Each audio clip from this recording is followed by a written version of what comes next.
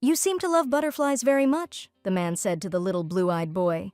"They have beautiful wings, they shine when they catch the sunlight," the child answered. "So he saved this butterfly?" asked the grandfather. The boy was protecting his butterfly from dirty spiders because they dared to eat it, so he killed all the ones he found nearby. "So what is Alex going to do now?" asked the grandfather. The child tenderly held a defenseless insect in his small hands. He happily announced that he would place her in a cage so that other beetles would not be able to harm the butterfly. And he will also put a lot of flowers there so that she can rest and not worry about anything. The man asked, "Do you think the butterfly will like this?" Alex didn't realize that love looked different. He hugged the cage, sadly asking the butterfly what was wrong. But the cage was already empty. "It's dangerous out there. Spring is quickly ending, and a frightening cold is coming after it. The butterfly's wings are very thin and fragile. It cannot withstand wind and cold."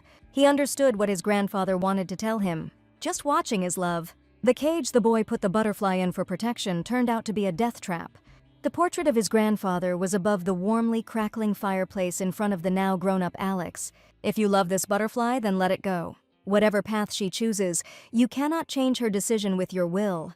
The guy apologized to his grandfather, saying that it was too late to simply trust her choice and let her go.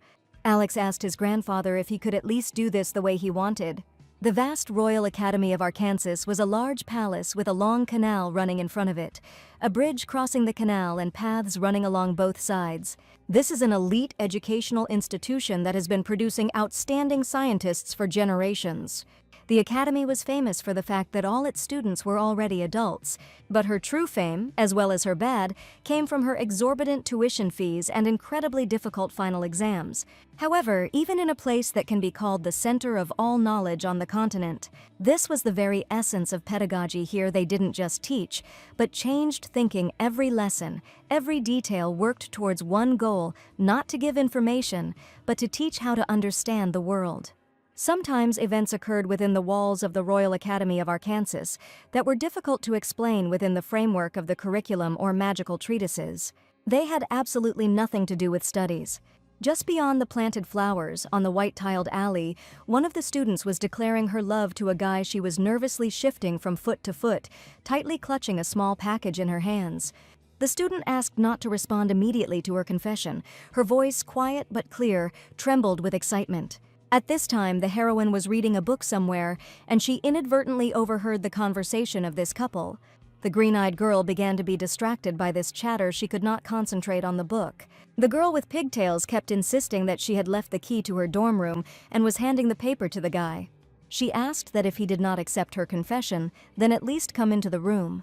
The heroine understood that in a place where the offspring of noble families were a dime a dozen, receiving such ardent recognition was a stroke of luck. But I immediately saw what kind of guy was there. The young man took the letter from the girl's hands. As expected, it was him. Alex Davenport, the second son of an illustrious ducal family with wheat-colored hair and blue eyes. He is dressed in a white shirt with wide sleeves and a black vest buttoned up with several buttons. And also a famous ladies' man of the academy, but at the same time, a genius who has never given up first place since his entrance. The heroine looked at the list. He was first again. "I wonder if there is anything this upstart can't do," she thought. The red-haired girl reasoned that being too good at everything is also a problem. People just stick to the guy. Tilia Ambrose continued to stare at the list of exam results, as if she could change the numbers written in neat calligraphy with the power of her gaze. The girls kept talking about the guy. One said that he would settle down after finishing his studies, and another said that men always eventually return to their families. Ambrose doubted whether he would ever settle down, judging by his behavior. He was not just a womanizer, but a noble seducer. The student said that she would wait for the guy in the room, hoping for a quick visit from the young man.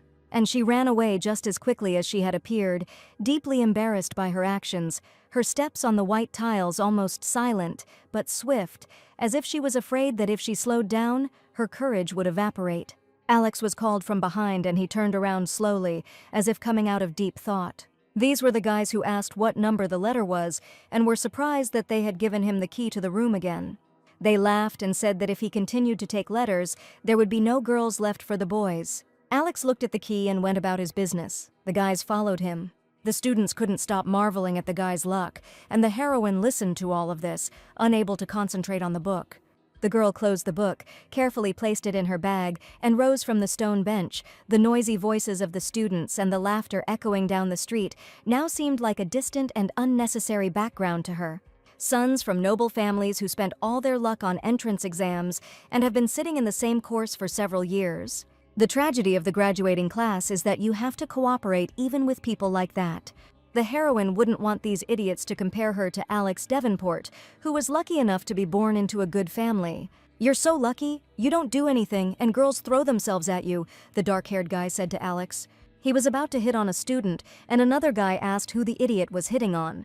"To whom else? To Tilia Ambrose," he said, smiling sarcastically and hinting at her not very high status. "Her family is penniless, unremarkable. People like that can simply be taken for themselves. There will be no consequences." He just smiled condescendingly, waved his hand and said that it was as easy as pie, that even a child could handle it. The guy grinned smugly and said that if they gave him just 1 week, this girl would come running to him at breakneck speed. The heroine quietly approached and greeted the upstart. This idiot's name was Gregory Myers. The complete unexpectedness of what he heard momentarily paralyzed Gregory. He froze, feeling how thoughts were spinning madly in his head, finding no way out, and his tongue seemed stuck to the roof of his mouth. The guy jumped up and began nervously trying to start a dialogue with Tilia. The girl said that he was just in time. She had wanted to tell him something for a long time. Tilia happily announced that she would never in her life be with such an upstart and a worthless person like him. Gregory lost heart, and through the cotton wool of despair that had gripped him, he tried with all his might to think, to find at least some kind of loophole. She said that she would be with any man, but not with him. Alex was amused by this turn of events. A cold wave of contempt washed over Tilia. She slowly measured the grinning blonde from head to toe with an icy gaze that contained more disgust than anger. "Oh, she heard everything," Alex said, not even trying to contain the smile that never left his face. The heroine came closer and loomed over the guy and said that she would rather rummage through the trash can than go beyond the toilet. What toilet?" shouted Gregory, perplexed and surprised by the girl's stupid impudence. "How dare you speak like that, Talia Ambrose?" he shouted. Alex was deep in thought, while Myers kept trying to express his indignation to the departing girl. The heroine did not believe that she was the only one in the academy who deserved first place. But if she's going to be behind someone like Alex Davenport for all 4 years and still be second, all the girls' efforts will go down the drain, and all the sleepless nights spent studying and trying will all be in vain. Tilia instinctively straightened her back and clutched the strap of her bag, filled with textbooks, tighter, as if this simple baggage were her only shield. "We can't give in to Alex, we need to take first place in the academy." The girl heard someone calling her. She turned her head towards the call, and her friend was there. A short, red-haired girl ran up to the heroine and asked where she had been. She walked around the entire library, looked into every corner, and even asked the librarian, but she still couldn't find it, the girl said. Tilia replied that even the reading rooms were unusually noisy today, so she preferred to go out into the fresh air to study, where the rustling of leaves and the chirping of birds did not disturb her, but rather helped her concentrate. But if the heroine had not entered the academy at all, her life would have been even worse. All she can do now is prepare for exams. The next day, the girls were walking on the open balcony of the academy and were distracted by a noise. Her gaze fell down onto the sunlit courtyard, where, in the center of a sandy circle, Alex was engaged in a fast-paced sword fight with an academy student. The heroine's red-haired friend turned around and said that with such skills, he could become a knight in shining armor. But Tilia understood that if she joined a knightly order, she could forget about open relationships. It seems like he moves casually, but you can see a strong foundation, not a single unnecessary movement. The girl was surprised at how Alex parried his opponent so deftly. The heroine thought, it's immediately obvious that her friend is the youngest daughter in a knightly family, and behind her, the girls were already running to watch this duel. They were literally bursting with desire to talk to Alex after the sparring, but something held them back, either his stern, focused look or the fear of seeming like intrusive fans. Their resolve weakened when they saw Cecilia, who had her eye on the blonde. One of the students finally decided to go, saying that Davenport never turns down a single girl. "The world is so unfair," the girl asked with a grin. Tilia simply shook her head in agreement. No matter how long Alex lives as a frivolous rake, at the decisive moment he copes with everything with such ease.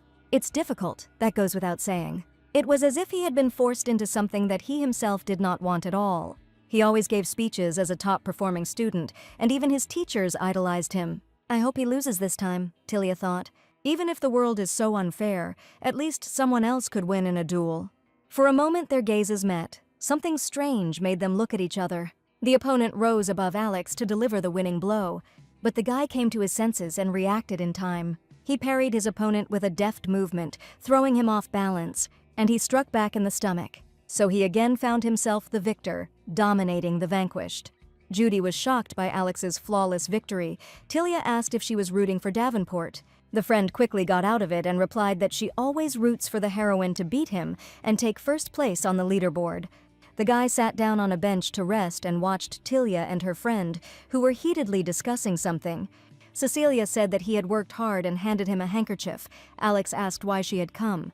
She replied that she was just taking a walk, just like him.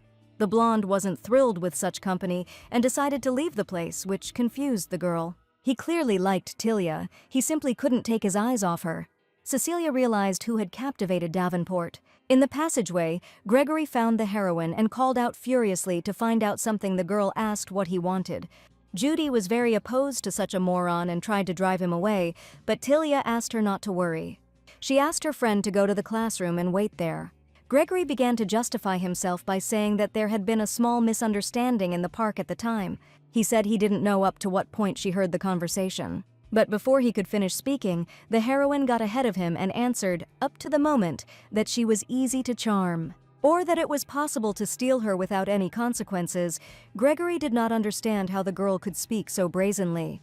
The guy asked her how much more she knew, and she replied that she had seen and heard something else. That his tongue will soon be worn out from licking Alex Davenport's ass. Gregory said that she had gone completely wild and that she should know her place. The daughter of a poor baron, who will have to pick up crumbs from the floor, and he, the heir to the count's title. And he asked how long the academy's rules would protect her. Tilia asked what he was going to do, hit her or something.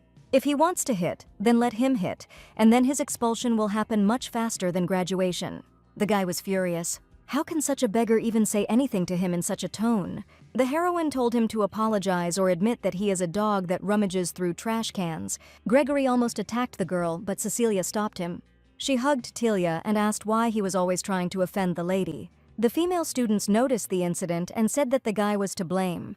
The girl said that it would be nice if he got it properly. Another student continued, "What's the point of good grades if the academy's reputation already has such a strong influence on one's life, so it's better not to stand out."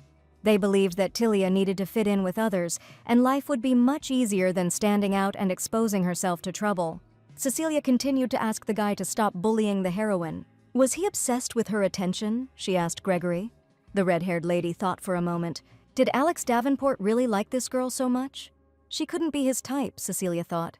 She leaned against the heroine, trying to help her cope with Gregory's pressure. The guy didn't understand why she was trying to defend this worthless girl. Cecilia Clayton, the eldest daughter of the ancient Clayton family, who is destined to become engaged to Alex in the future. The important thing is that the great Clayton family has maintained a long-standing friendship with this damned Myers family. Cecilia said that the boy should be ashamed in front of the Count and leave immediately. Gregory ran away, shouting that Tilia Ambrose would get what she deserved. The girl asked the heroine if everything was okay and if she was very scared. She continued that one shouldn't take everything to heart, that boys are stupid, but Tilia didn't care. Cecilia said that the heroine is very calm. She wouldn't have been able to do this. She wanted to ask one more question, drawing more attention to herself. Clayton asked where Lady Ambrose planned to work in the future. She offered a job as a secretary in the Marquise's office, as a position had become available. In addition, Cecilia can ask her father to write a letter of recommendation for Tilia. Lady Clayton praised the heroine, saying that such a profession suited her character very well. Tilia thanked him for the offer, saying that she would think about it if her grades got worse. Judy screamed at the entire audience about what a complete loser Gregory Myers was. If she had known that he would say so many nasty things, she would not have gone to class, but would have stayed with her friend. Tilia calmly replied that nothing terrible had happened. Judy couldn't stop saying that next time she would go and sort it out and scold him to the fullest extent. The heroine didn't believe that such a sweet girl could swear. And as soon as the red-haired lady wanted to speak out, Ambrose abruptly covered her mouth with her hand. Tilia asked where she knew such words from, nervously sticking her hand out of her friend's mouth, and she replied that her brothers taught her. Judy asked me to rely on her because Gregory and his ilk were nothing. The girl suddenly remembered her dad's gift and began rummaging through her bag. This is holy water. It is filled with divine power. Everyone drinks it now. As soon as you drink it, you immediately feel fresh, and your concentration and memory improve dramatically. Tilia said that this water is for knights who fight demons. Her friend replied that for money you can get it too. The temple is now an ordinary trading shop. Judy said that he knew everything about this water, but the heroine refused to drink it. The red-haired lady insisted, saying that Ambrose was helping her a lot with her studies. It's the least she can do. Judy picked up a book that was lying on the table and asked if it was included in the exam program, but Tilia became embarrassed and said that she had just borrowed it to read and forgot to return it. She then added that she wanted to exercise outside a little more and asked her friends to go to bed without her. But Judy said that she would wait for her return and would not go to bed. The lady thought, remembering her mother's words. She insisted that Tilia should get what was hers, what belonged only to her, and that no one could take it away. This is the last year of study at the academy. If she does well on her exams and gets a result that everyone will be forced to accept, then she will finally be able to become free. That's why Tilia studied diligently day and night. At a time when everyone went to bed, she continued to read books and take notes. And today the girl stayed longer than usual. She thought that Judy was already asleep. Suddenly, someone closed the door right in front of Tilia's nose, and she almost flew into it. But someone's strong hand abruptly stopped the door. The girl turned around to find out who helped her. It was Alex asking if the lady was hurt. Tilia felt embarrassed. A silent blanket enveloped them. What is such a person doing in the library at such a late hour? The girl wondered. Alex asked why she stood rooted to the spot and changed her mind about leaving. Tilia immediately opened the door and headed to the dormitory. She thought that their meeting was just a coincidence. She needs to get to her room quickly and review the material, and get at least 4 hours of sleep. The guy watched the girl's silhouette dissolve. Tilia was haunted by some unknown feeling. She suddenly realized that someone was following her. The lady looked around, and it turned out that it was just Davenport. Alex looked back, not noticing anything unusual. So he followed the girl wherever she turned. She didn't understand what the guy was thinking, but his presence was very irritating. But apparently Alex enjoyed pestering her. Ambrose couldn't resist asking what he wanted, but the guy turned away abruptly, pretending that he had nothing to do with it. Tilia asked again why he was following her, but their unity was interrupted by a voice. That voice was Cecilia asking if Alex had come for her. This surprised not only the heroine but also Davenport. Lady Clayton also saw Tilia standing to the side. She asked why they were returning so late, whether they were studying or something, and the heroine asked the same question. Cecilia replied that she had just left the student council office she had been studying there. Lady Ambrose said with a smiling grimace that she understood everything. But as soon as Clayton started asking what they were doing there, Tilia had already turned around and headed to the dorm.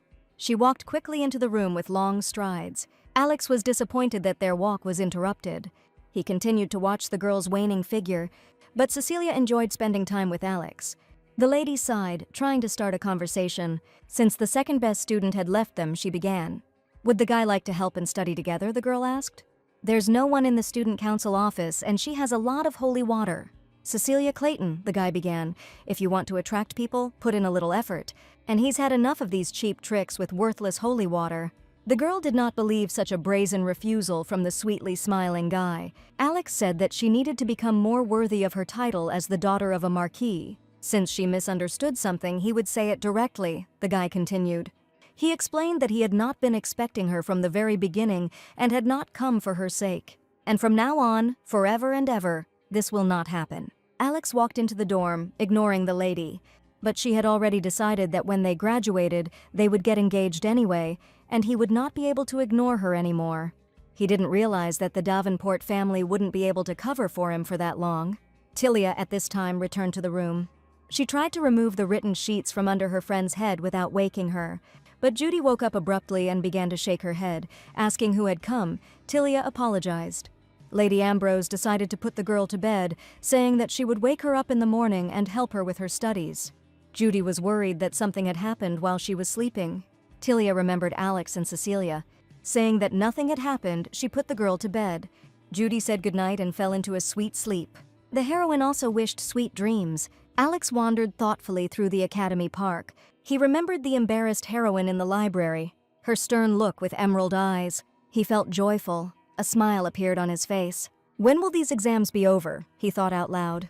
And finally the holidays will begin, but he will definitely do what he planned. Lady Ambrose was already asleep. A peaceful, quiet sleep with a book in your hands. In the morning, the sleep-deprived girls sat in the library. Judy said that she was finished. Tilia tried to calm her friend down, but she couldn't. "This is just one subject. If you start preparing now, you can do better in the next ones," the heroine said. Judy didn't let up, saying that Lady Ambrose had written it well and that she should at least get a pass. Tilia said that she didn't know what the results would be, to which her friend retorted that she always says that, and then it turns out that everything is fine. And she gave an example that the heroine said the same thing and then took first place. But then she quickly came to her senses and apologized, but Ambrose did not take offense.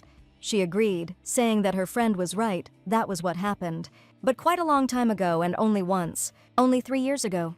Tilia eagerly went to the sign to find out the results of the test. Announcement of final grades for the first semester in a general education subject. First place Tilia Ambrose. But behind him, a conversation was heard in which Alex was asked why he had not come to the exam. It was business as usual for him. In response, he waved it off and said that he was simply tired and had slept all day. The heroine, pursing her lips, envied the guy's calm. No matter how you look at the guy, he is always so relaxed that it's unbearable. Although this time he would have to apply for a retake, Davenport's composure was unshakable. Such self-control was admirable. But Tilia had no time for this. She was overcome with shame. In that moment, when she was momentarily overjoyed at defeating Alex, she felt unbearably uncomfortable. After all, this achievement was just a handout, thrown out on someone's whim. When Ambrose looks at Davenport, all her efforts seem so insignificant. She wondered if there was anything in his life that he desperately desired. This was the only reason Tilia didn't like Alex. There were students in the library who were either studying something or just chatting. Judy was nervous, afraid to start a conversation. Finally, making up her mind, she asked if Tilia was angry with her. The lady looked up from her notebook and asked to clarify what was bothering her friend so much. Lady Wells said that the heroine didn't like talking about that exam. She's always so tactless, and Ambrose helps her, but her grades don't improve. Judy pounced on Tilia, saying she would try hard and begging her not to abandon her. The heroine didn't understand what kind of nonsense her friend was talking about. Of course, she wouldn't leave her. Wells asked if even if she were kept back a year, Tilia would also stay, but Lady Ambrose said that was too much. She apologized and explained that she could do anything for her friend, but she did not intend to repeat the year. Judy continued, almost crying, about how Tilia would find a decent job for herself right after graduation. So did she really want to leave so easily? The heroine said that she can't spend money on studying forever. She needs to graduate. Her plans included a trip somewhere far away. From the moment she entered, she wanted it all to end quickly so she could leave. A familiar voice disturbed the dreamy girl. It was Cecilia who distracted the girl from her dreams. Lady Clayton immediately apologized for disturbing her studies. Tilia greeted them in return, which was immediately followed by a question about how well the girls had passed the exam. The heroine said that she wrote as much as she had prepared, and Cecilia praised her for her modesty. And she continued that she would like to make a gift for the eternally second-year student. Lady Ambrose was surprised. She pulled the bottle out of her purse and placed it on the table in front of the girls. "It's holy water," said Lady Clayton. "The container was sent by her father, so the effect is guaranteed. She uses it herself when preparing for exams." Tilia asked the reason for such an expensive gift. Cecilia replied that she just wanted to get first place in the exam results. "And I hope Alexa Davenport wins." Lady Ambrose was confused by Clayton's decision. Cecilia asked if her intention was clear to her. Tilia couldn't answer and just looked at him with a confused look. Lady Clayton asked the heroine not to look at her so strangely. "There's nothing wrong with water. Everyone else drinks it too." The girl looked at the water very distrustfully, as if it were a forbidden apple. Judy shouted, trying to distract Lady Ambrose from her intense concentration. "She asked me to pack my things quickly. The rhetoric exam would start soon, and it was taking place in another building."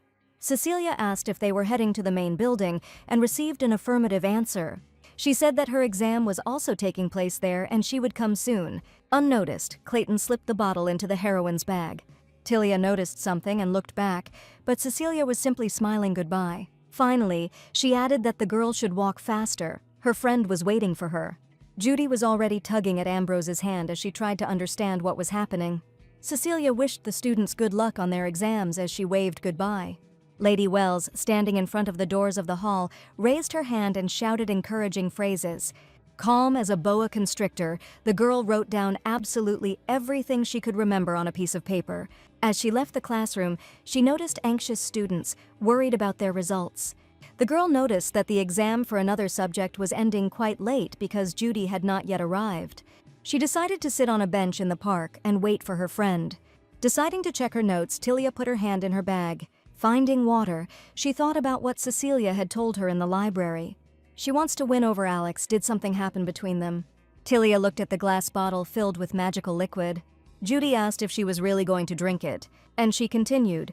Tilia didn't understand whether the girl knew that she needed to be careful with holy water. Lady Wells's brother said that if you drink too much of this water, a person can change greatly.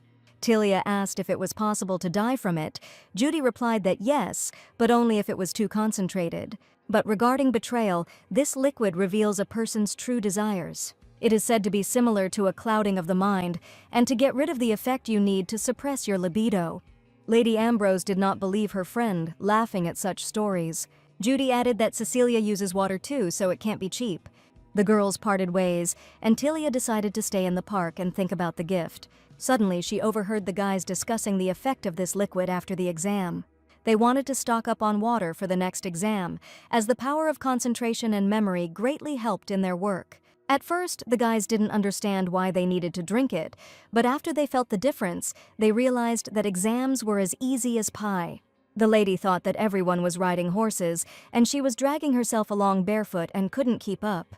If she took the water, would she be able to run just as easily? Tilia thought. She felt the hope that flowed in that bottle. She wondered to herself if she could feel even a little better here. With her eyelids lowered, the lady frantically swirled dubious thoughts around in her head. Suddenly, Ambrose jerked the cap of the bottle up, and she poured the entire contents onto the stone floor in front of the bench. She already understood that what she received through the kindness of others would never truly become her thing. It is better to run barefoot to the end than to become a clown who jumps around as others want, Tilia believed. Judy had just finished writing her exam and was leaving the classroom. Seeing her friend, she gave a thumbs up and waved happily. At that moment, bugs and midges began to move in the life-giving water and greedily absorbed the liquid. The first final exam is held in 8 compulsory and 4 elective subjects. If you don't get a passing grade in at least one of the 12 tests, you'll be held back a year. The first semester final exam period lasts about a week. Fourth-year students will also soon be free from the credit period, but a nightmare occurred that was clearly unfair to all students. Nobody understood why the graduates did this. They just showed everyone the answers to the exam questions. As a result, everyone started preparing again to retake the rhetoric test. The students screamed that it was unfair, but at least they expelled those who were involved in distributing the answers.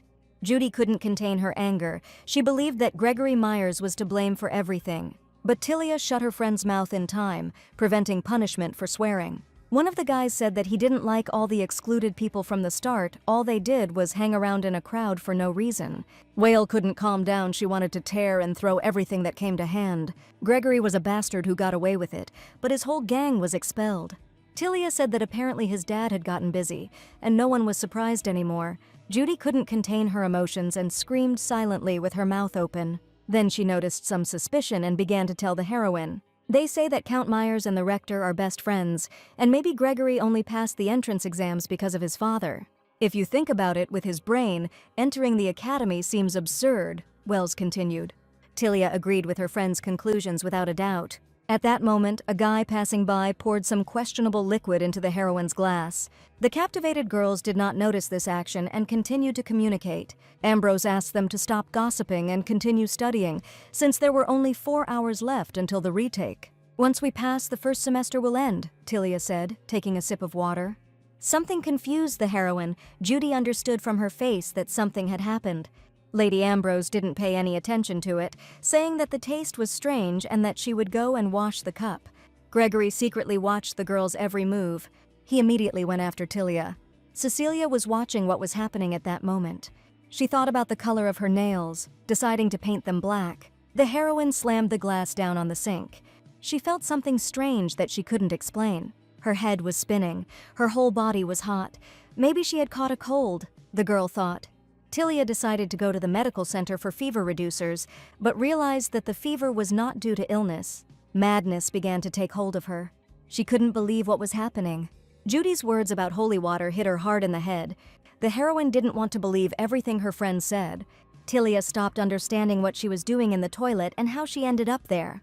She noticed Gregory standing and watching her as she left. Myers was waiting for the girl with a sinister smile on his face. Ambrose realized who poured water into the glass. The girl couldn't believe that this bastard would stoop so low, and how insignificant he considers her to have used such a method. It was necessary to urgently find another way out. The final option was a window located in the toilet.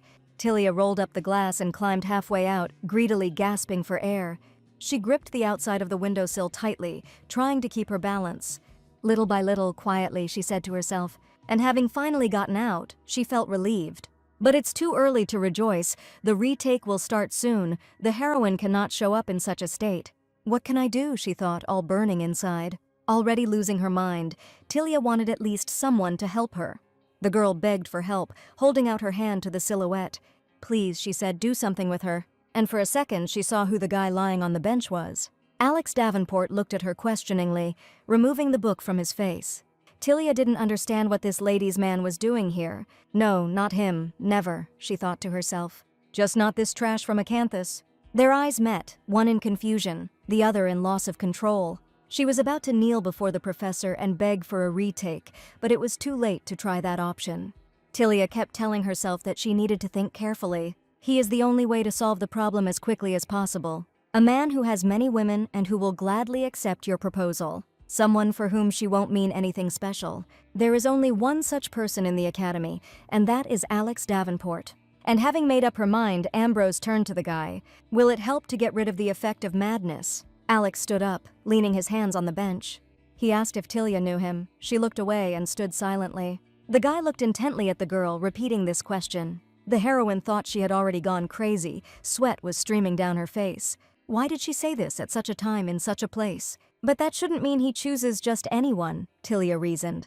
The lady apologized, asked to forget about what happened, and rushed away. Alex immediately caught up with her and asked her to explain what was going on. The girl tried to break free, saying that nothing had happened, everything was fine. Alex did not take his eyes off the heroine. Tilia was very frightened and drowned in shame. He held her hand tightly and asked if he couldn't help her, whether she should turn to Ambrose or any other guy she met. Without hesitation, she replied that it was so. Without a twinge of conscience, he will do so. Alex was worried about this behavior of the eternally collected girl. In that case, nothing can be done, said the guy. He agreed to help extinguish the fire in Tilia's soul. Davenport went on to admit that he had been eagerly awaiting this moment. The heroine stood in the shower. She didn't understand how she could have gotten herself into such a situation, especially with Alex Davenport. Davenport asked the girl if she was scared. He asked to answer honestly, as he did not want to harm Lady Ambrose. Tilia tried to prove that this was not so. What was she afraid of, since she came herself? Alex looked at the girl in front of him with enchanted eyes. The heroine asked to start acting faster, so that the effect would wear off. But the guy refused, opening the bathroom door, saying that he wouldn't do that to an unwashed person. Tilia fell through the doorway. Davenport pointed to a towel in the locker and asked to wash. And he himself will take a shower in another place so as not to disturb her. Drops of water flowed down her body, and her head hurt more and more. She didn't want to wait any longer and, throwing on a robe, headed towards the closed door. The girl noticed her reflection in the mirror. Her face was red and tired, as if she was very ill. She recoiled from the image, almost falling onto the water-slick floor. The heroine grabbed the handle of the locked door and couldn't understand why it wouldn't open. Alex heard the noise and came up to ask what happened, then added that he needed to pull towards himself, not push. As soon as Tilia's hands loosened their grip and let go of the handle, the guy burst into the room, worried about the lady's condition. She sat on the wet floor, almost crying, trying to cover herself with a robe. Davenport asked Ambrose to follow him. He wanted to give her something. Tilia asked, confused, if he thought she looked strange too. He exclaimed, "Of course not," turning to the lady. Alex could tell from her eyes that the water had a strong effect. Even though it was a liquid effect, this look embarrassed the guy. Tilia called Davenport's name, tugging at the hem of his shirt, and she asked what they would do next. Alex asked her not to regret what she had done. The guy gently pulled the exhausted girl towards him and kissed her. Tilia Ambrose felt as if she were in a dream. As it turned out, she was indeed asleep, muttering something about clothes. In that moment, she realized that she had done something crazy. Alex noticed the girl tossing and turning and offered to bring her some water, but Tilia refused. She jumped up, remembering the retake that was about to begin. The guy asked how she would go there in such a condition.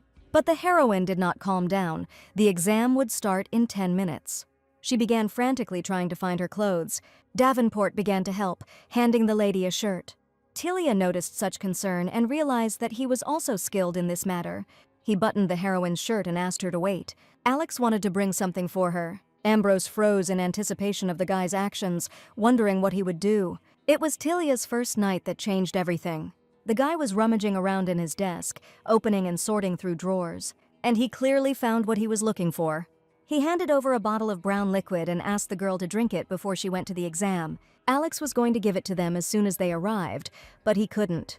Tilia asked if this was contraceptives. The guy nodded his head. After all, it was not in vain that she chose Alex Davenport, the girl decided. The lady asked if she needed to be thanked for that, and she told the young man to keep it under lock and key. He doesn't want to be tied to her, does he? She finished. If she gets caught leaving the boys' dorm with Alex now, she's done for. Opening the doors, she told Alex to get ready as well and head off to the exam quickly. He put his hand on his head and, exhaling, shook it. Somehow everything is turning out badly, Alex reasoned. The lecturer finished, announced the end of the work, and asked the students to hand in their answer sheets. Tilia, stretching her arms, realized that she had done everything. With these results, she will be able to graduate without any problems. But there was one note on the board that interested the girl. It said that one person didn't show up. Maybe it was Alex, she thought. The teacher thanked the student for the work she had done. And then Judy flies in from behind, hugging the heroine by the waist and saying that she was worried and couldn't find her. Lady Ambrose tried to calm her friend, citing the fact that she had choked on water. Wells couldn't understand how Tilia had managed to choke so badly. But the heroine asked not to worry. She simply fell asleep in the medical center and completely forgot about the time. Judy added that maybe something had happened, and Gregory Myers was standing near the toilet. Tilia had completely forgotten about it. The friend added that the guy was constantly hanging around there, looking for Ambrose. He even came up to her and asked where Tilia had gone. Judy felt goosebumps all over her. Gregory looked ominous. And continuing, she said that he definitely wanted to latch on to the heroine.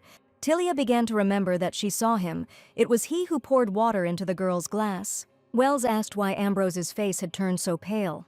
She suggested going for a walk and buying some medicine. But Tilia said that Judy had a family dinner today, and she needed to go home, otherwise her brother would be back. If she cancels the meeting and doesn't see her brother, the heroine will feel even worse. Lady Wells did not want to leave her friend in such a strange state. Tilia asked to buy her a chocolate bar if she was so worried. After her friend left, the girl developed a severe stomach ache. She tossed and turned on the bed and pressed her hand harder, but the pain only increased. Lady Ambrose decided that she would never tell Judy what had happened, and about everything that happened between her and Alex Davenport. If she says so, Wells will blame herself for not being able to help. She didn't want to see her friend suffer, and nothing special happened. It was all just nonsense, she decided to herself. Now the girl is not living a real life. It is just a nightmare that will soon end. Just a little bit more and her real life will begin. So everything is fine. Everything is fine, Tilia said through tears. She thought she saw Alex asking why she was crying. The heroine opened her eyes wider, thinking it was an illusion. But in this mirage, the guy asked if Tilia had always been such a crybaby. She woke up abruptly from such visions. Jumping up and gulping air, she thought about what she had seen. This dream seemed too realistic for the girl. He makes me remember all sorts of unnecessary things, she thought. In his dream, Alex said he didn't know how to react when Tilia cried. He added that he didn't remember if he had said anything similar to others. Ambrose remembered her childhood, standing in the hall and shaking with fear. Tilia's mother shouted at the girl's father that he couldn't do this. The little lady saw her mother lying on the floor, screaming about how terrible her life was. She noticed her daughter. Mrs. Ambrose crawled towards her child, saying that the girl should not live like this. She hugged little Tilia, teaching her that one should not trust the words of men and that one should not be deceived by love. Otherwise, she will live the same way as her mother. The woman screamed, her husband's words that he loved only her, that he would live his whole life for her. Mother said that she fell for sweet talk and ruined her life. Tilia knew that she would not fall for this and would not repeat her mother's fate. Judy ran into the room. The heroine asked why so early. A friend reported that a gift had arrived addressed to Lady Ambrose. She brought a large black package with a white bow across the box. Tilia asked what it was, but Wells said that the servant from the dormitory asked her to give her the box. The heroine did not understand who could have sent the gift. Judy used her slender hand to remove the ribbon that covered the box. The contents greatly surprised the girls. The gift contained a variety of medicinal serums and ointments. It all seems to come from a very expensive pharmacist. Wells asked Tilia if she had any idea about the sender's identity, but the heroine said she didn't. Judy thought about it too, and no one came to mind either. But that's not important now, my friend said distractedly. She bought some candy on the way back. Afterwards, she clarified that it was actually her mother who bought them, said the little girl, beaming with joy. Tilia was also pleasantly surprised and said that it was imperative to thank the Countess. The retake is over. Now they can at least rest a little, the students thought. One guy stood on the table and asked who would take a vacation and go for a walk today. While the girls were walking around the city, Judy seemed to see something. She said she must have gone crazy from studying. Since the day before yesterday, wherever she went. Tilia already understood what this conversation would be about. Judy saw Alex Davenport everywhere. Wells slapped herself on the cheeks, thinking that it was a hallucination, but the heroine said that it was reality. Alex had been following them for several days, that's true. More precisely, not for the girls, but for the heroine. Ambrose began to get irritated by the guy's behavior. Judy said that she was very tired and would go and rest in her room. Tilia replied that she would go to the library for now. She needed to take a couple of books. Alex follows silently at my heels like a shadow, only a very noticeable one. The girl reasoned that if the guy was coming openly, then she could present something, but he appeared like a shadow. But now was not the time to pay attention to that, Tilia decided. The last semester will begin right after the holidays, and we need to continue preparing. And then she accidentally heard that Gregory had been expelled. The student said that it turned out that Myers was the main culprit, and also in collusion with the dean's office. Now everyone is under investigation, and maybe the head of the faculty will be removed in the process. Tilia couldn't believe her ears at first. Judy was right about his father and the dean after all. It was good, of course, that he was expelled without the student's intervention. The heroine understood. Last time he got out of it quite easily. The girls continued to talk secretly, saying that the leak of questions was not the main thing. They said they found something in Myers' room, and Tilia waited impatiently for an answer. There was only one question in her head: what had they found there that led to the expulsion? But as soon as the girl tried to move closer silently, her foot slipped treacherously on the wet stone, and she, desperately waving her arms, lost her balance the next moment. Her body, obeying inertia, flew straight onto the wooden railing with such force that a crack was heard. Tilia stretched her arms forward, as if trying to stop the inevitable, and at that moment the book she was holding in her arms tore itself from its place and fell to the floor with a chilling crash. From behind, someone's strong and firm hand confidently grabbed the falling lady by the waist, abruptly stopping her flight toward the railing. Without letting go of her, Alex quietly, so that only she could hear, whispered that she should be a little more careful. He added that he had observed that the heroine bruised too easily, and that he didn't want to see her constantly covered in purple spots. The deafening crash of a falling book rolled through the quiet halls. The students looked at each other with alarm and, without saying a word, decided to leave the library as quickly as possible. Without saying a word, Tilia firmly and unambiguously removed Davenport's hand from her stomach, making it clear that such familiarity was unacceptable, and she gestured to remain quiet, watching the girls leaving the building. She pushed the guy away, whose expression showed that he was tired of being treated like that. After making sure the lady was okay, Alex immediately dropped to one knee and picked up the fallen book. He then handed it to Tilia, who all this time had been looking straight at him with a stony, gloomy face, as if trying to discern in his eyes the hidden meaning of this simple gesture. Lady Ambrose again saw the look the young man had given her before handing over the book. This completely incomprehensible, frankly disgusting look, a mixture of arrogance, mockery, and something else that defies definition. Putting her hand on her head, Tilia asked him to come out with her and talk. She decided to ask directly everything that had been simmering inside her this week. Was it he who sent the first aid kit to her dorm a week ago? The heroine asked. Only he could have sent such an expensive thing, she thought. There was even ointment for wounds in it. Tilia told Alex to take the first aid kit, and she would tell him again every time.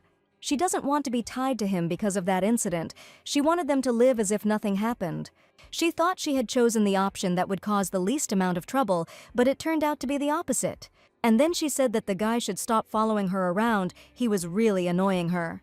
Alex closed his eyes for a second, then slowly, with effort, exhaled. Trying to collect himself, the air came out with a whistle, taking with it the trembling in his hands and the fog of panic from his head.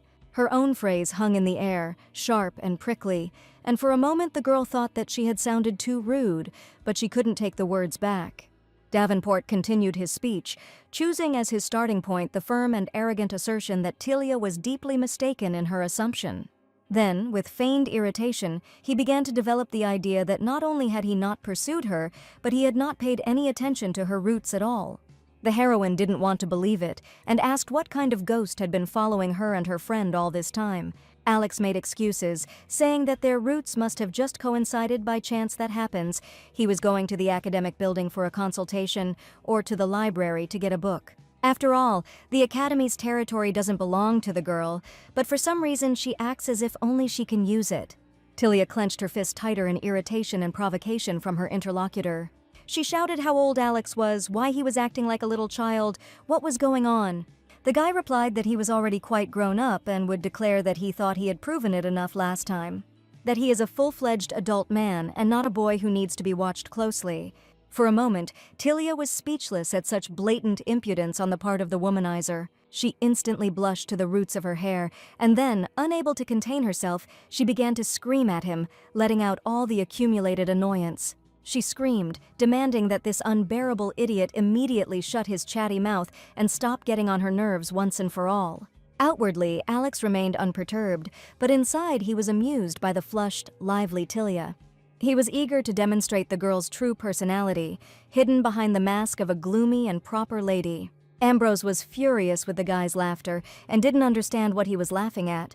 Tilia said that she wished that these coincidences didn't happen. She had no intention of being connected in any way with such a scoundrel. She stated that her goal was to successfully complete her studies. Alex objected, asking who was stopping her from doing this. This time it was really a coincidence, and the medicines sent were just basic politeness. No need to exaggerate, the guy concluded. After all, it was Tilia's first night, wasn't it? He added. The girl turned away, breaking contact and becoming very embarrassed. But calling a doctor would be strange, Alex continued, so he simply sent the first aid kit. It goes without saying, he said, as if he were talking about something as obvious as the sunrise. Then he said with a smile that they were nothing to each other, which made Tilia look at the guy differently. But these eyes are so impenetrable. What is he thinking about? The heroine reasoned, closing her eyes for concentration. As if these eyes mean nothing at all. They are like an impenetrable barrier that hides something deeply hidden. The girl apologized and agreed with Alex's position, putting her hand on her heart. But in truth, she still believed that he turned out to be the worst option. Gathering all her willpower, she thanked him dryly, and making a slight formal bow, took her leave, breaking the conversation. As he left, he added that he hoped that these coincidences would never happen again. Davenport stood peacefully with a book in his hands and watched Lady Ambrose disappear into the distance. It's basic politeness, just basic politeness, Tilia said, twirling the candy. She lay on the bed surrounded by sweets and medicines and carefully examined the contents of the boxes. Okay, the girl decided, throwing the chocolate back. She won't worry about this anymore. Alex Davenport and Tilia Ambrose were nothing to each other. With this thought, she fell asleep sweetly on the soft bed. The end of the semester has finally arrived, and our Kansas Royal Academy is going on a month-long break starting today. Judy said goodbye to her friend while sitting in the carriage and asking, "Be sure," Tilia said that he would definitely visit her. Wells, sticking her head out the window, screamed that she would miss him very much, shedding tears and asking him to have a good vacation. Lady Ambrose received a blow from her father, who said how dare she bring this ridicule under the guise of a report card. Unable to contain his rage, he lunged forward, grabbed the ill-fated paper and squeezed it in his fist with such force that his knuckles turned white. That if his daughter is not in first place, then she means nothing to him, just an empty space. She had to at least maintain the title of the best student at the academy to prove that she was capable of producing worthy offspring. Her father was torn apart by his screams. The piece of paper was a congratulations on receiving a full scholarship for finishing second at Arkansas Academy. This monster, Alex Davenport, was said to have even missed the re-exam and ended up taking an additional exam. His scores should have been significantly reduced, but in the end he still turned out to be the best. Tilia began to dream of being in his place, possessing strength, composure, and acting without regard for conventions. But she probably couldn't live like that, the girl finished. The Baron swung at his daughter again, insulting and humiliating her, but the heroine didn't even move, saying that if he wanted to hit her, then so be it. She promised to dine at Lady Wells's house tomorrow, and this news infuriated her father even more. But Tilia continued, saying that she could not appear before them with such a terrible face. Bradley Ambrose seemed to be incapable of speaking normally, and indeed he was yelling at his daughter, calling her an idiot. He began to rummage through a pile of papers and said that he would call the priestess, and she needed to immediately return to her room. Tilia thanked her father. One of the Baron's acquaintances offered to buy the Seven Wells gold mine at any price and later resell it. This task fell on Bradley's shoulders. But his daughter was a burden to him, always undermining the plans of her father, who already groveled before everyone he met. Unable to contain the rage that surged through him, he jumped up and slammed his fist into the table with all his might. As soon as she graduates from this academy, the Baron will certainly sell her. He would hold an auction, and the highest bidder would take her, the father decided firmly. Tilia was wondering what to do. She lied to her father. Maybe she really should contact Judy.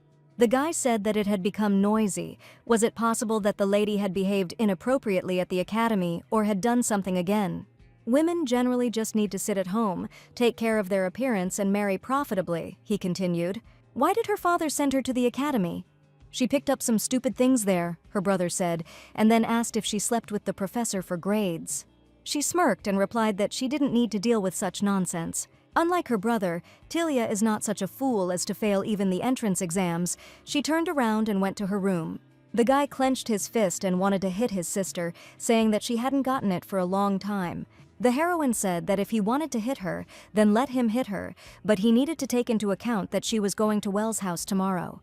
Lady Ambrose told her brother to continue pretending to be modest, and perhaps he would then pick up a rich, naive girl, just like his father. These statements deeply offended George, and he began to insult Tilia, because that was all he could do.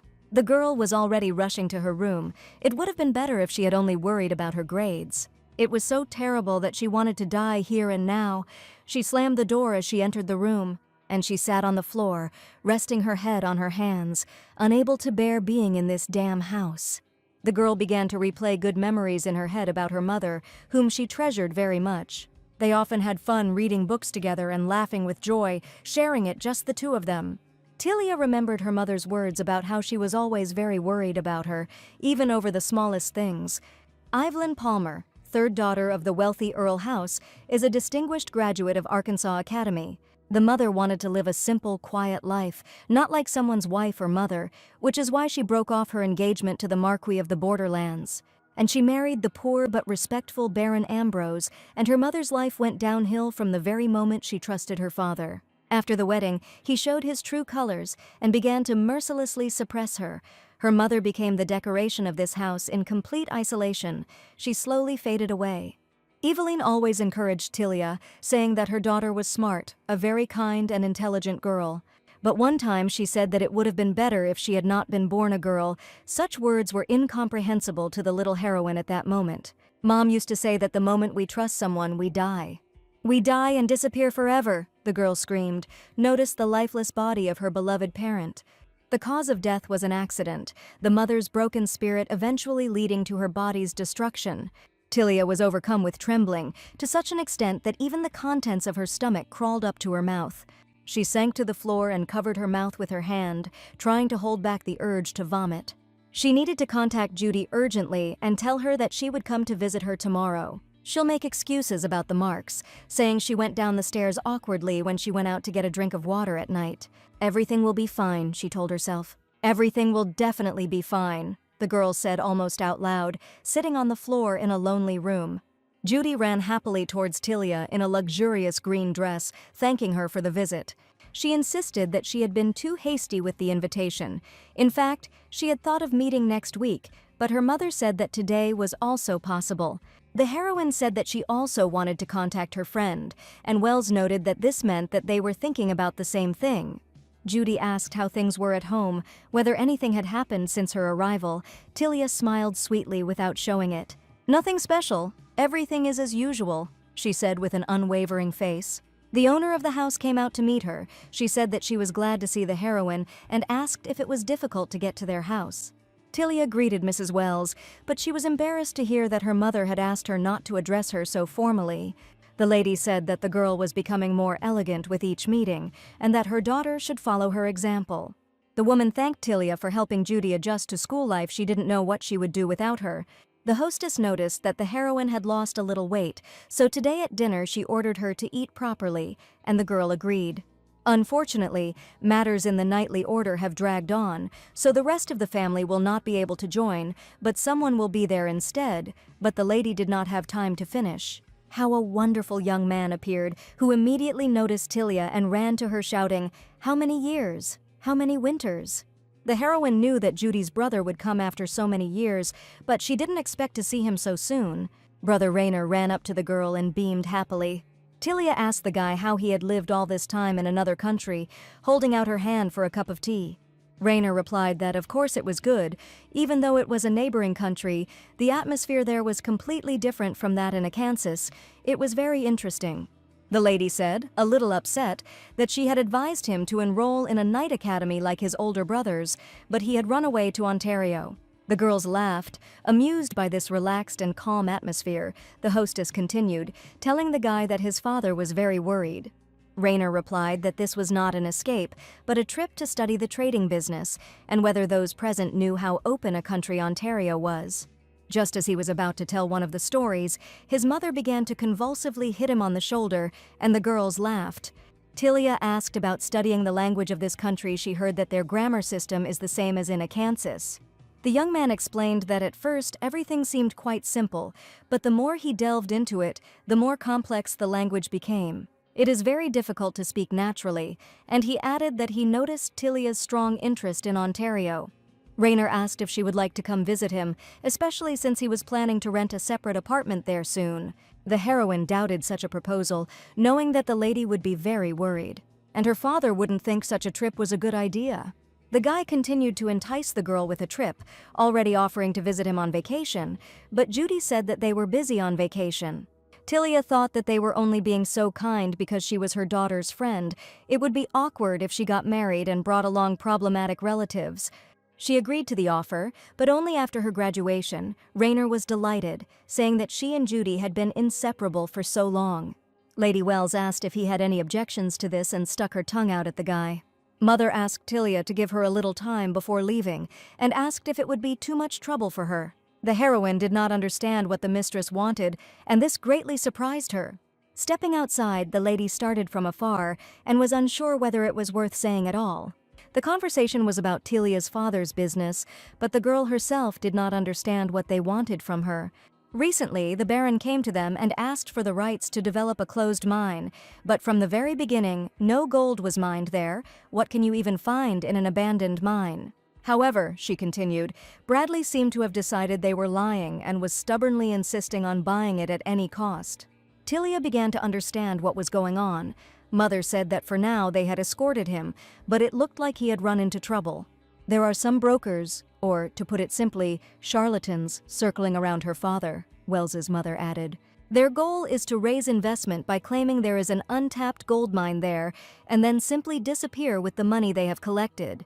They could sell the closed mine, but who needs it? The lady said. The heroine was puzzled by this state of affairs. Mother asked Tilia to convince her father to refuse such a deal. She thinks that Bradley will listen to his daughter, and apologized for involving her in the affairs of adults.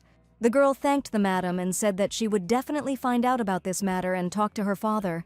Returning home, Tilia did not understand that if there was no talent, then there should not be greed, or at least such agility as to make the situation even worse than it was now.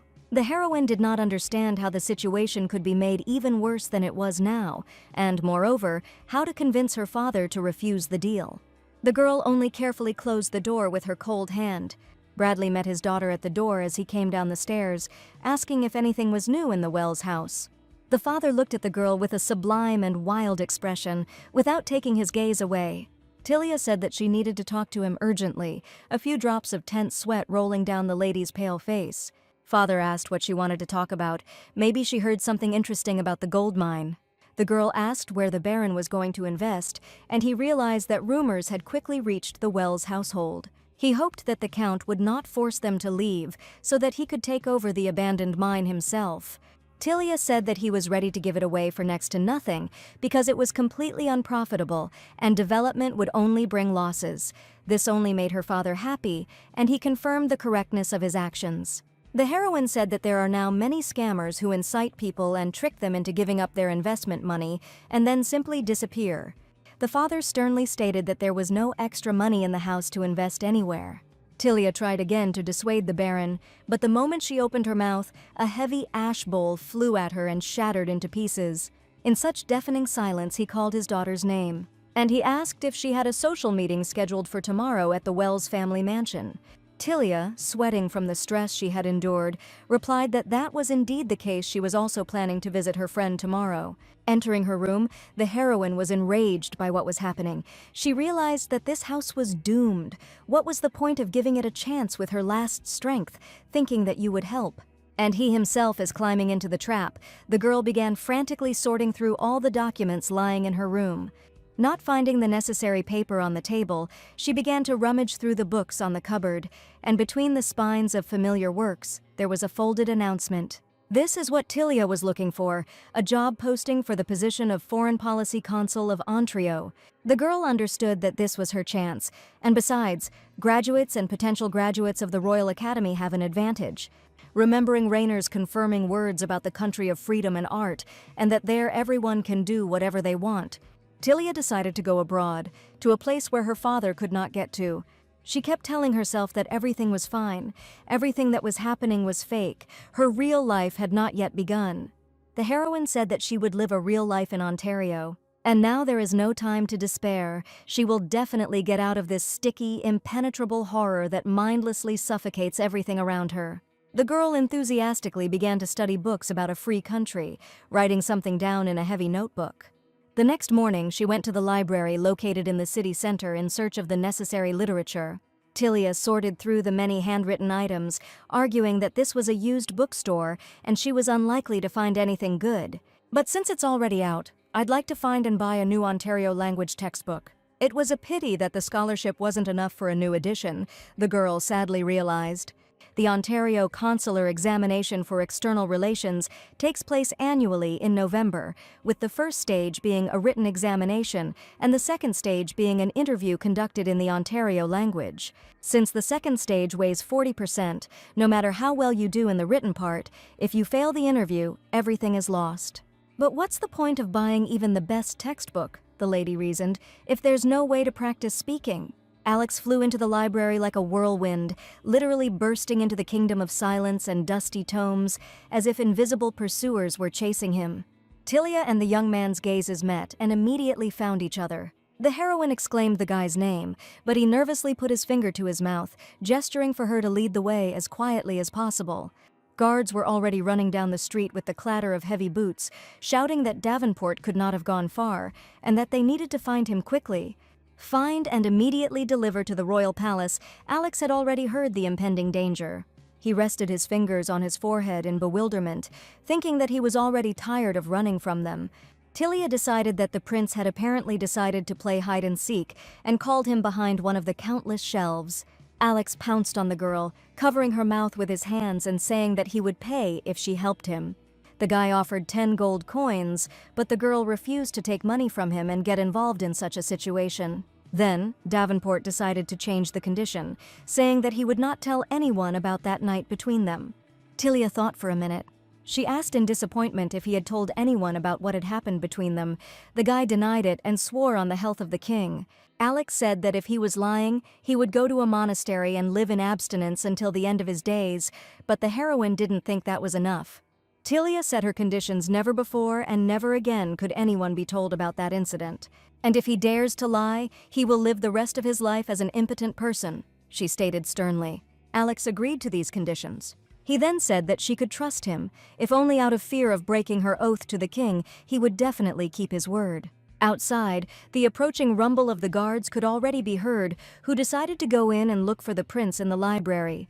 The girl grabbed the guy by his ties and pulled him towards her so sharply that even Alex himself was perplexed.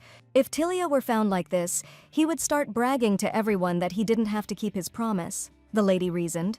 The boy asked what she was up to, and Ambrose replied that she was simply fulfilling his request, covering their faces with a large book. Tilia didn't understand why the prince began to feel embarrassed by her actions. She was simply trying to fulfill his request. Alex awkwardly placed his hand on the girl's waist, as if clutching at the only salvation. In such an unfortunate situation, the heroine, surprisingly, behaved quite calmly, simply looking into the guy's eyes. The guards were already approaching. They were asking passers-by where the young man was going. He pointed them to the library. The security guard, who entered the bench, permeated with the musty smell of vanilla and dust, nervously looked for the gentleman. He clearly saw that Alex was heading exactly here. Among the bulky shelves filled to the brim with books, the guy saw a kissing couple who, to avoid public view, hid their faces behind a textbook. The guard did not disturb the secluded couple or disturb their closeness. He mumbled something to himself and moved away, reporting that he had not found anyone there. Tilia noticed that the pursuers had lost track of Alex, peeking out slightly from behind the lowered book. The girl asked the guys to move lower, just in case, otherwise he might be seen by accident. The prince stood there and couldn't take his eyes off the girl. He was enchanted by some strong attraction to her. She called him in a whisper, but the guy's consciousness was as if in a fog. He distantly heard Tilia, but did not react. As soon as the heroine hit Alex a little, he instantly came to his senses, and the fog cleared. The heroine was able to get through to him. The voices of the guards could still be heard from the street. They were shouting that the prince could not have gone far. Having decided to search another alley, the guards had left this place. When the situation calmed down, Tilia immediately moved away from the guy, asking him to keep his promise. In her hands was the old Ontero language textbook she had been looking for. Alex noticed this subtle detail and asked why the heroine was so interested in this language and why she needed to learn it. He abruptly tore his gaze away, letting it go somewhere but not into the girl's eyes, onto the dusty shelves with books, the worn spines of textbooks. The prince explained that he lived in Ontario for a short time when he was very young, and that his mother was from there. Tilia began to remember that the Duchess of Davenport was from the royal family of some other country. Alex noted that the girl was trying to learn a rather complex conversational style. If she wanted to do that, then such books would not help her. The heroine understood this perfectly well. Books will only help you learn the basics, the foundations of a language, but they won't help you start speaking it. Practice is what's needed most. She didn't like Davenport, but such an opportunity rarely came up, she realized, not daring to ask for help. She tried to say something, which caught the attention of the guy looking at the book blocks. Tilia replied in Ontario that she was not obliged to answer the prince's questions. It was her personal initiative to do what she needed to do. Alex, stunned, even opened his mouth in surprise, and such a pathetic attempt by the girl. Ambrose did not understand what was happening to him. Talia suddenly became embarrassed. Her cheeks turned a bright pink. She asked if her pronunciation was that bad. The prince, putting his hand to his mouth, tried to contain his furious laughter and not disappoint the girl in his abilities. But the wild trembling in his body and weak giggling gave him away completely, which made Tilia blush even more. The guy laughed. Once the couple had calmed down and relaxed a little, they walked out of the bookstore onto the street, which was lined with various other shops. Alec apologized for laughing so hard. She just said something he never expected to hear. He explained that the pronunciation was accurate and the grammar impeccable, but the girl was simply not used to normal conversation. Tilia didn't understand whether this idiot was making fun of her or simply praising her for her efforts. Her face was as bad as it could be. Davenport offered to help the heroine, but not for free in exchange. She had to forgive him for something. The girl didn't understand what forgiveness he was talking about. He explained that if he told anyone about that night, he would have to go to a monastery and remain celibate for the rest of his life. So, he thought, and remembered that he did tell one person. It was a servant, but without this information, he would not have been able to select the necessary medicines. Alex suggested that they figure it out so that they were even. Otherwise, how could he live his whole life as a eunuch? He asked later. Tilia agreed to turn a blind eye to this, trying to get away somewhere far away, and asking Davenport to disappear. The guy was surprised by such a strange desire. She explained that she was tired of the guy constantly following her. She was simply fed up with him following her around. Or maybe it's a coincidence again, the girl asked. Alex answered that at the moment he has nowhere to go, he was kicked out of the house. Tilia said that since he was kicked out of the house, he should go to the women he was involved with. They were probably waiting for him. The prince replied that not all of these women loved him. The heroine kept thinking about ignoring this impudent fellow, but he didn't stop asking where they were going. Alex wondered if it was that bookstore by the bridge in the old town. Davenport assumed that since the heroine left the secondhand bookstore empty-handed, it meant she hadn't found the book she was looking for, or rather, it was there. But the book she was looking for had changed. Because, having just talked to him, she understood the problem with her spoken language, he stated, offering his help again. Tilia was tired of Alex's chatter. She asked him to just go his way and she to go hers. Continuing to walk towards the old town, the guy replied that it seemed the girl was confused about something. The prince said that he was not particularly interested in her, just as she was not interested in him. That's why Davenport follows her around, unlike other women. Tilia doesn't bother him, he said. After Alex asked to use it whenever the heroine wanted, no matter what anyone said, such behavior caused both rejection and affection in the heroine. The prince asked her to continue going for the necessary books and to let him help, because she really wanted to learn the Ontaro language. Arriving at the store, Davenport immediately spotted half a dozen of the necessary books, declaring that the girl's grammar was perfect, so an ordinary phrasebook would be of no use. To better master everyday speech, a recently published novel would be better, said the guy holding a stack of works in his hands. Tilia said that she didn't need so many books. One was enough for her. The girl suddenly heard a familiar voice somewhere in the distance of the shops. It was her brother. He asked the young man what his sister looked like, whether she was as beautiful, kind, and innocent as people say, and he asked her to leave his sister alone. To which George Ambrose told the boy not to express his sincere feelings so dismissively. What was this idiot doing here? The girl asked herself. Alex noticed the interest of his companion, who was about to decide to go and talk to her brother. He stopped the girl from making hasty decisions, saying that under this bookstore there was a club for all sorts of rabble. The store itself is just a front to hide the grimy underground, which is why they opened a huge bookstore in that old area, Davenport explained. The prince, taking Tilia by the shoulder, asked her to be careful and not to go to such places. Psychos do not distinguish between day and night, he said.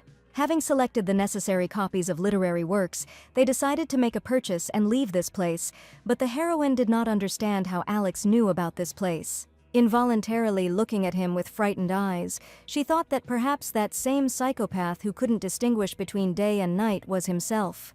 Tilia again heard her brother's conversation with the young man who was asking about the heroine.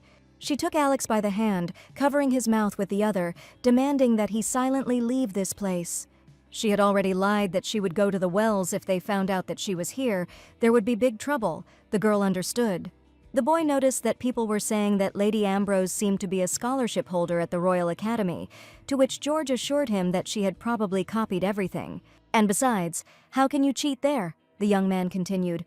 Gregory Myers was expelled for cheating. There was a commotion there. The guy who came up at that moment assured them that they didn't know anything and that he hadn't been expelled for cheating. A blasphemous book was found in his dorm room, which led to his family's general contempt and expulsion from the academy. Tilia, hearing this information, tried to remember the name of the book that Davenport kept in the academy library. The boy stated that, in any case, the Myers family of the Counts was now completely ruined. Not only was the bribery of the academy rector uncovered, but also the banned literature ended up in the family room, which is closest to the church. George asked why a guy whose family was almost holy, who knew how terrible the sin of blasphemy was, would do such a thing. Okay, enough chatter about them, said the brother, still trying to find out from his interlocutor whether his sister was beautiful or not. And he jokingly asked if he would mind swapping sisters for one evening, which amused the young man participating in the dialogue. Tilia thought to herself that her brother was crazy. That's why it's precisely when she's with Davenport that such situations happen. The girl understood that he had probably heard this entire conversation. But okay, it doesn't matter, I heard. So what? The pathetic appearance and shame are just an illusion. After all, they were, are, and will be nothing to each other from the very beginning, Tilia understood. The guy approached the store owner and handed over the books for payment. The heroine was indignant, telling Alex not to pay for her. She shouted that if he wanted to play the prince on a white horse, then he should look for another girl. The guy replied that he didn't have a white horse, and he didn't want to become a prince either. "And who said that he does all this for free?" he asked the girl. In the end, Alex bought the books and in exchange asked Tilia to eat ice cream with him. He said he used to visit the place often with his ex-girlfriend, but he had never been back since they broke up. The heroine said that he could eat himself, but the prince objected, saying that he could not be in such a place alone. The guy said that girls couldn't understand such things. It would be better to die. Tilia thought that he should die like that then. Alex asked with a frightened look. She just thought that he would die. The girl understood. He is a smart bastard. Putting a spoonful of expensive ice cream into his mouth. She was surprised by the pleasant taste of the ice cream with hints of strawberry syrup. She really liked it. Tilia immediately began to devour the ice cream with both cheeks, enjoying the taste more and more. Alex watched intently. When the couple finished eating, the prince decided to go for more. He asked what to take this time, pulling back the translucent curtain of a separate table. The girl asked for strawberry ice cream. The guy left the table and headed towards the sales counter. He briefly considered taking the strawberry one and trying it, but chose not to break tradition. A funny-looking man sat behind the counter and waited for new orders.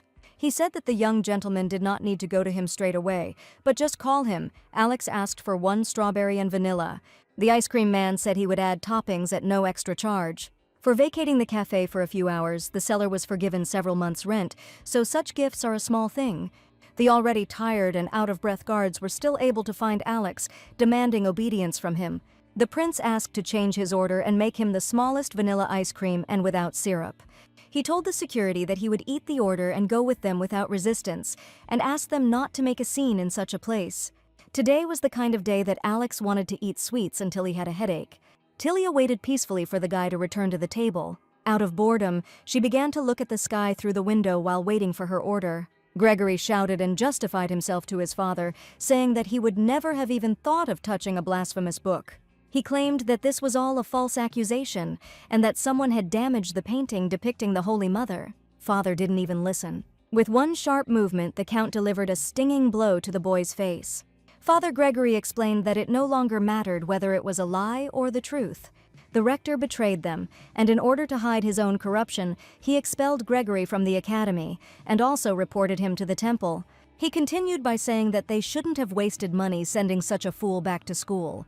If the guy values his family's honor even a little, then he needs to surrender voluntarily and not hide at home. This was the last advice his father could give him. Gregory did not calm down. He kept shouting and screaming that the blame should not be on him. Why would he even need to desecrate the image of the Holy Mother? He tried to explain to the Count. Suddenly, the realization of who could have set him up came into his head. The first person he thought of was Tilia Ambrose. The girl realized that it was he who poured water into her glass, so she decided to take revenge. This crazy bitch decided to do such a nasty thing just because of one joke, thought Gregory. A plan for mutual revenge was born in his head. He wouldn't die alone as easily as she might think, he decided. Tilia returned home, realizing that she had received both the book and eaten the ice cream, and she should have said thank you after all. But thanks to this stubborn man, the girl's mood really did improve a lot. Looking into her room, her brother was waiting for her there with a piece of paper in his hand. The heroine immediately asked what he was doing there. George replied that he was bored, and that's why he looked in. He inquired about the clerkship position at the Ontario Ministry of Foreign Affairs, and the girl became concerned. Is it possible to get there with her brains? He asked her, adding a second question at the same time. When will she finally come to her senses?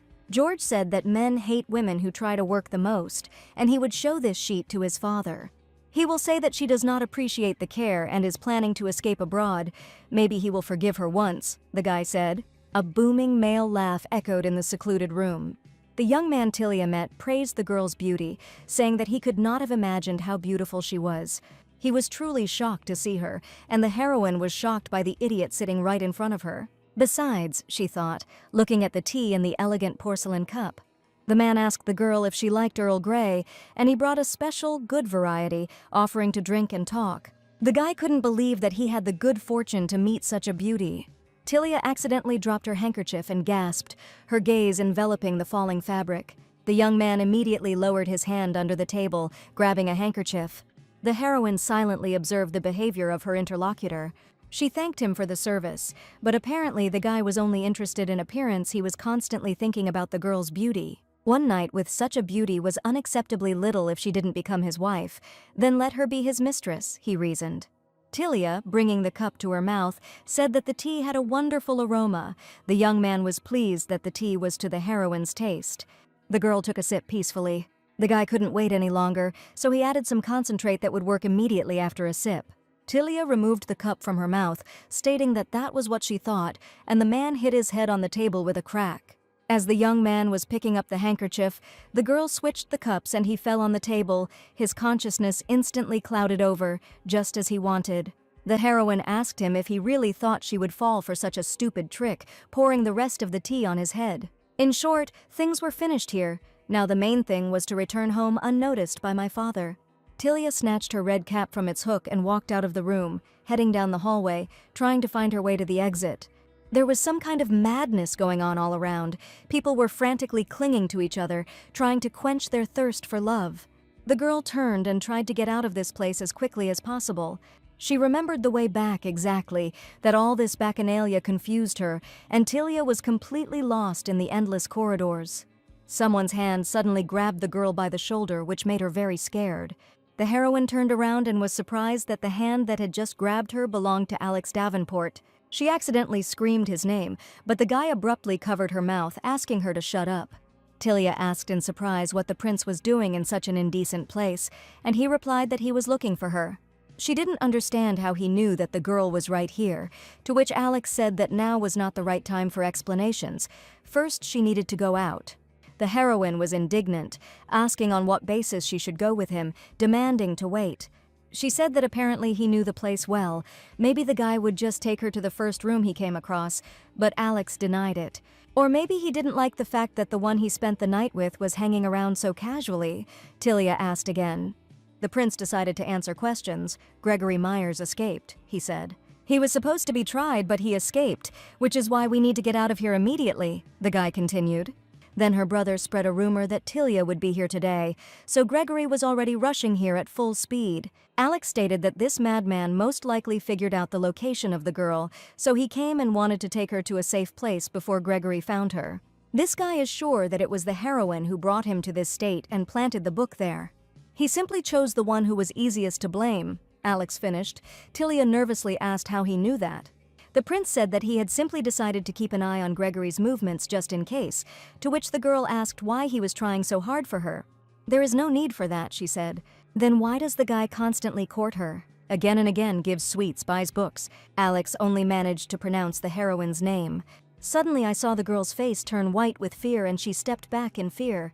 Gregory, wearing a black cloak, was already running towards the couple with a knife in his hands, shouting that he had found the one who had ruined his life. The distraught guy decided to kill the girl. Alex took a defensive stance, covering Tilia with his body. As soon as Gregory ran up to arm's length, Davenport dealt him a crushing blow to the solar plexus, knocking the attacker off his feet. He let out a heart-rending wheeze, the knife fell out of his hands and onto the floor, and Gregory himself fell in pain. The heroine lay on the floor, unable to contain the overwhelming fear of death. Alex asked the attacker, pulling him towards him by the collar.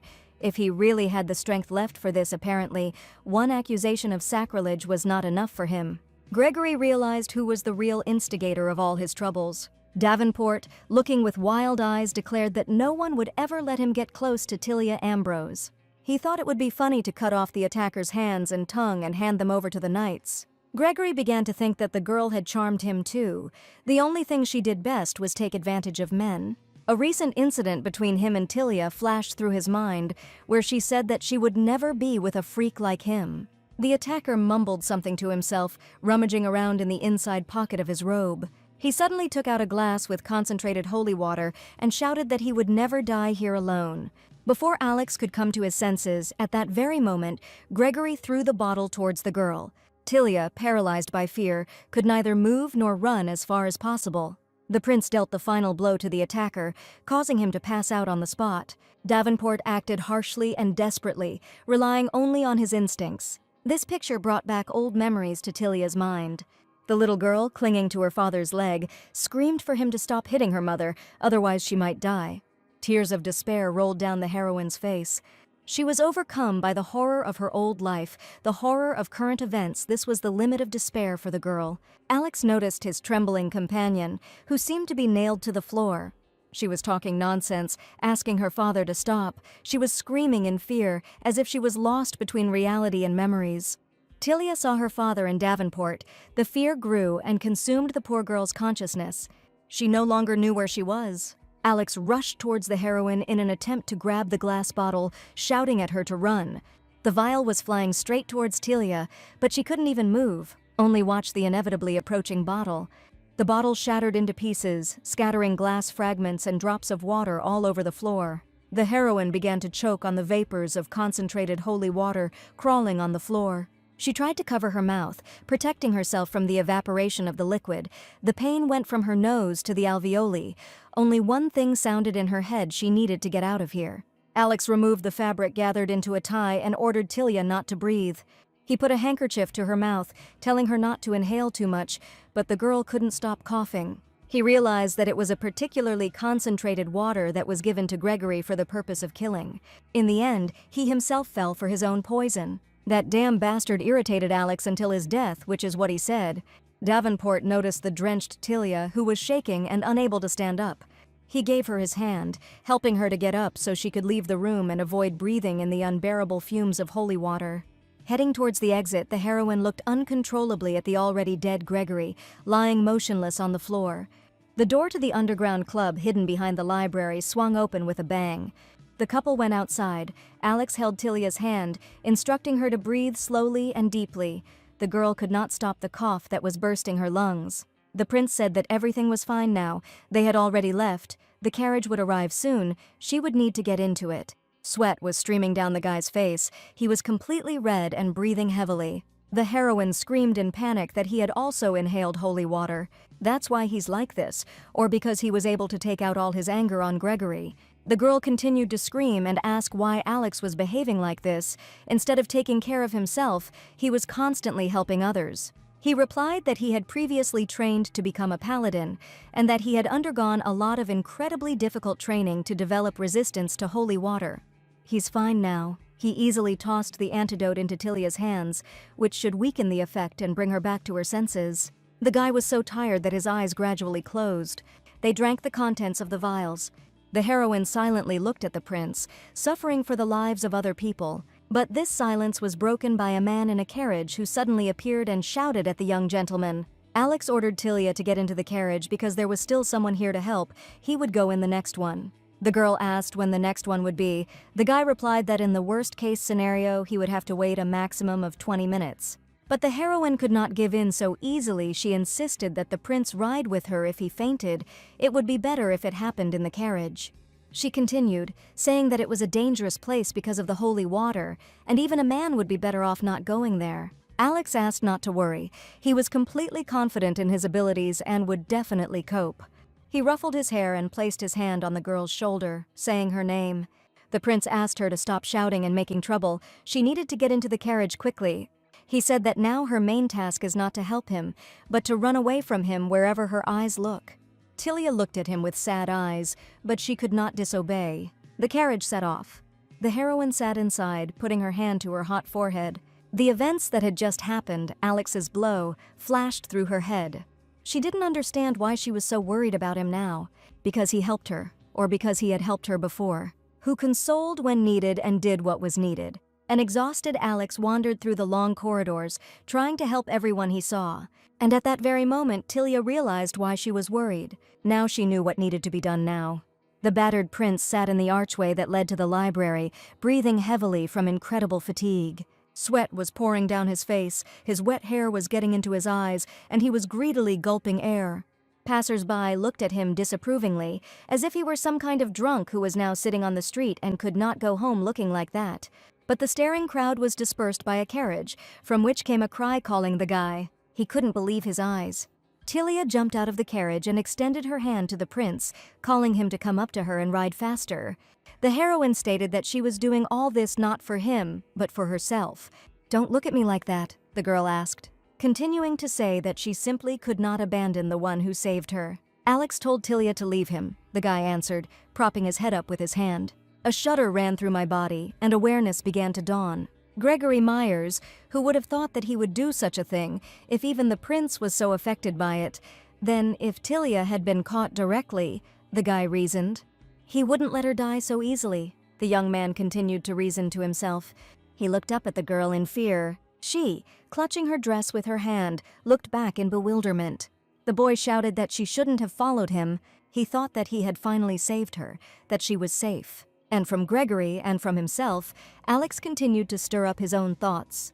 The boy grabbed his head again until someone called out to him and placed a hand on his arm. Tilia was worried about Davenport and asked if he was okay. The girl put her hand on his cheek, asking him to be patient a little longer and not get up. The cart turned sharply, and the couple began to be thrown from side to side. Alex lost his footing and fell, hitting his back against the wall of the carriage. He thought that if he were to kneel now and start kissing her from the tips of her toes up, what expression will appear on the heroine's face at this moment? Davenport kissed Tilia on the knee, tenderly stroking the girl's leg. But it was just an illusion that got into the guy's head. Ambrose pulled him out of his fantasy, calling his name and asking why he couldn't get up. Alex understood that the situation was getting worse, but was getting closer and closer to the brink of madness. She slammed her fist on the floor and said in a trembling voice that everything was fine. But Tilia objected, noting that this was not so, to which the guy said, "And so what if she did it? Could she really pretend to be asleep again? Like last time," he noted. Alex begged his insides to pull themselves together and not dare to stain her, who had come to save him after all. The guy said that in this state she would not be able to cope with him. Even on the day when he did not take holy water, she moaned in pain. So what was the girl going to do now? He asked.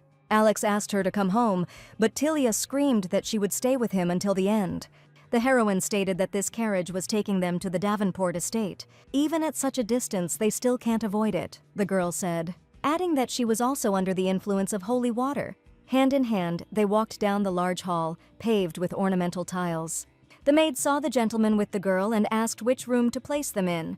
Already climbing the stairs, Alex grabbed the handrail with his hand and turned to face the woman. They say that there is no need to place it anywhere, and that it is also forbidden to go up to the second floor until he leaves himself. The maid bowed to the young master and said that she would see to his request. Tilia wondered if she was doing the right thing, lowering her head and looking at her feet. She lied that she also drank holy water. But if the girl hadn't done this, Alex would have tried to cope with everything alone until the end. Entering the room, the guy looked at the frightened heroine and asked what was the reason for her tremors. The prince had already unbuttoned his shirt. His face was flushed with heat. Sweat was running down his entire body. He asked if perhaps Tilia was afraid of him. She hesitated, trying to think of something, but nothing came to mind. In reality, the girl simply didn't want to be indebted to the young man who had just saved her life, that's all. Alex approached the heroine. They felt each other's warmth, the heat of their breath, the wetness of their faces. The guy suddenly pulled away and turned away, trying to find with his eyes what he needed now. He saw the item he needed and went to take it. Tilia was perplexed. She did not understand what the prince had in mind. Alex took out an old lantern that was lying somewhere in the nooks and crannies of the room and handed it to the girl, ordering that if he started acting crazy, she was to hit him over the head with this. The prince asked the confused girl whether she understood him or not, and he said with a heavy heart that she could run away as much as she wanted. Tilia was silent, although perhaps she really did drink the holy water. Moreover, she came here on purpose to help Alex Davenport on her own whim. She put her hand to the face of the almost scarlet young man, who looked at her with childish eyes. The guy closed his eyes from the pleasant feeling of coolness emanating from the girl's palm. Something strange was happening to her body. Tilia threw back the lantern, and it rolled across the floor with a copper clang. She had no desire to run away from here. The couple moved closer to each other again, waiting for a kiss. Passion filled the room, and the girl and the boy immersed themselves in it, not wanting to part. Alex pressed Tilia closer and closer to him. He did not try to take possession of her, but on the contrary, he looked more like a little boy who ran into his mother's arms. The heroine asked to wait a second, but the guy did not listen to the girl's requests. He pressed his face against her neck, kissing every inch of skin. Tilia said she couldn't breathe, but that didn't stop him. The girl's flushed cheeks betrayed the persistent tension in the room, and at that moment, Alex began to apologize. The prince apologized for being so rude to her on the first night. He admitted that he was very jealous of her. "But from now on I will be better, really," escaped the guy's lips. He laid his head on Lady Ambrose's chest, begging her to stay with him. Tilia asked again what Alex had just said. He repeated that he was asking to be only with him and no one else. The heroine, finding herself in such an awkward situation, agreed, which immediately affected the expression on the young gentleman's face. Out of quiet joy, he kissed the girl on the forehead, saying that he would also be with her, henceforth and forever. Alex looked at her. He didn't understand why the girl was looking at him like that. Looking intently into Tilia's eyes, he said, "I love you." Davenport repeated this phrase over and over again, calling the heroine by name. He stopped mid-sentence and realized that the girl could no longer bear it. Alex put his arms around her shoulders and waist, saying that he would do whatever she wanted. In the morning, the only thing the exhausted Tilia thought about was to smash Davenport's head in when she had the chance. How can he bring people to such a state, and yet live happily ever after, the girl thought. The heroine began to get ready, realizing that the more she thought about it, the angrier she would become. Suddenly the door creaked and 2 maids entered, asking to be allowed to help dress the girl. Tilia refused, saying that they were free to go. But the maids objected that everything was fine. Besides, they are already accustomed to courting young ladies like the heroine. The lady said her name was Tilia Ambrose. She was studying at the same academy as Alex, in the same graduating class. The maids ignored this, simply nodding along. The girl came up and brazenly snatched the clothes from the woman's hands, and she aggressively said that she was not a night butterfly or a kept woman, as they could have imagined. The maids didn't know what to do, but the heroine kept urging them to leave. The conversation was over. She could get dressed herself. The servants tried to justify themselves, but they were abruptly interrupted by a knock on the door. The doors opened and Alex went into the room, asking what all the commotion was about. An out-of-breath doctor immediately ran after him. Davenport approached the heroine, who was already trying to run out of the room and hide, wondering where she was going when she had just said that she was in pain. The girl ignored him, and the guy decided to block her path, trying to understand what made Tilia so angry. Alex asked her to get some treatment, eat, and then go home. The dining room had already set a full table. Lady Ambrose asked if this was also part of the service. First the bed, then he invites the priest for treatment, then he feeds her. That's what he does with all the women who end up in this room, doesn't he? The heroine asked. The prince looked sternly at the servants, who had withdrawn into themselves and were afraid to utter a word. Clutching his head, he said that yes, this is a service, so let him go down and eat. Such concern is unnecessary, Tilia stated, asking him to leave immediately. Alex took the hand of the girl, who was eager to leave here, repeating his order. The touched young man said, but the cook had tried so hard for the guest for the first time in a long time. If Tilia didn't come, then everything would have to be thrown out. He couldn't do that to her. But Lady Ambrose was adamant, saying it had nothing to do with her. Alex asked her to at least take birth control pills. She knows what happened last night. The heroine declared that the prince was simply terrible, but he stood there with a happy face. He asked her to prepare for treatment. It was not for nothing that he had disturbed the priest. Later in the evening, the girl was finally able to go home.